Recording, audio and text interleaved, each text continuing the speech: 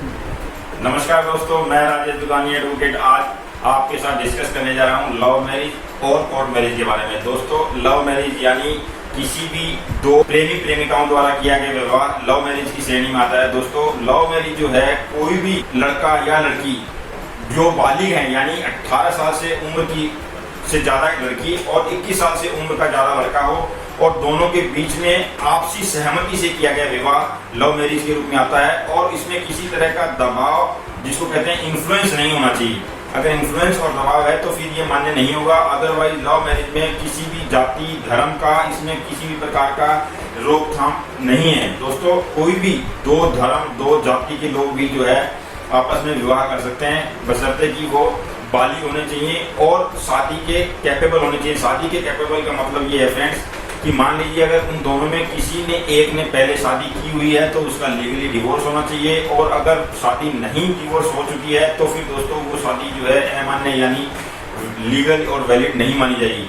Love marriage के case में दोस्तों जो मानव अधिकार के रूप में भी इसको माना गया है, जिसको कि आर्टिकल 16 में इसको डिफाइन किया गया है, यानी वो आपका एक तरह से फंडामेंटल राइट है कि आप लव मैरिज कर सकते हैं। किसी तरह की बाधा कोई भी व्यक्ति नहीं पहुंचा सकता। इवन आपको कोर्ट द्वारा भी प्रोटेक्शन दिया जाता है। कई बार ऐसे केसेस देखने को मिलते हैं जहां पे लव मैरिज के अगेंस्ट में अगर पूरा परिवार खड़ा हो जाता है तो वो जो प्रेमी जोड़ा है वो कोर्ट का सहारा देता है और कोर्ट उनको प्रोटेक्शन प्रोवाइड कराता है, बशर्ते कि वो दोनों शादी की उम्र के लायक हों, यानी उन्होंने जो शादी की है वो दोनों जो है बालिग होने के बाद में की है। दोस्तों, इस तरह से लव मैरिज जो है किसी भी जोड़े द्वारा की गई शादी जो प्रेम संबंध से जुड़ने के बाद में की गई हो और जिसमें किसी भी तरह की कोई भी पारिवारिक सहमति या मंजूरी ना भी हो तो भी वो शादी वैलिड मानी जाती है। दोस्तों, उसी तरह से ये जो शादी है वो स्पेशल मैरिज एक्ट 1954 के तहत में रजिस्टर होती है और उसको कोर्ट मैरिज में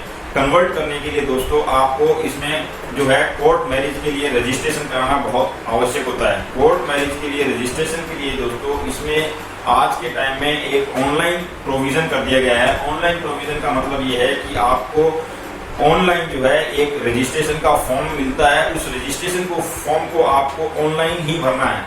ऑनलाइन भरने के बाद में दोस्तों उस फॉर्म के साथ में आपके 2-3 तरह के डॉक्यूमेंट्स अटैच करने जरूरी हैं। उनमें सबसे पहला है आधार कार्ड। आधार कार्ड जो है मैंडेटरी है, यानी आधार कार्ड दोनों पक्ष का होना बहुत जरूरी है। आधार कार्ड को लगाने के बाद में ये आपका एक एड्रेस प्रूफ का काम करेगा। उसके अलावा दोस्तों एक ID प्रूफ जिसको कहते हैं, उसमें आपका पैन कार्ड या फिर राशन कार्ड भी आ सकता है।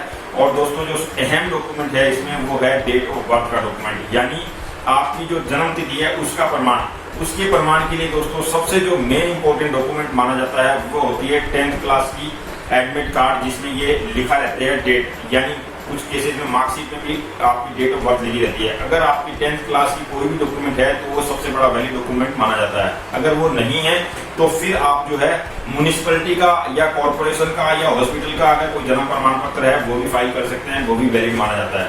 उसके बाद में दोस्तों आपको जो है दोनों विटनेस के रेजिडेंशियल प्रूफ के लिए आधार कार्ड मस्ट है और एक पैन कार्ड, दोनों डॉक्यूमेंट उनके मस्ट हैं, 2 विटनेस। और आपके जो पासपोर्ट साइज की फोटोज हैं वो 6 से 8 फोटोज रिक्वायर्ड होते हैं।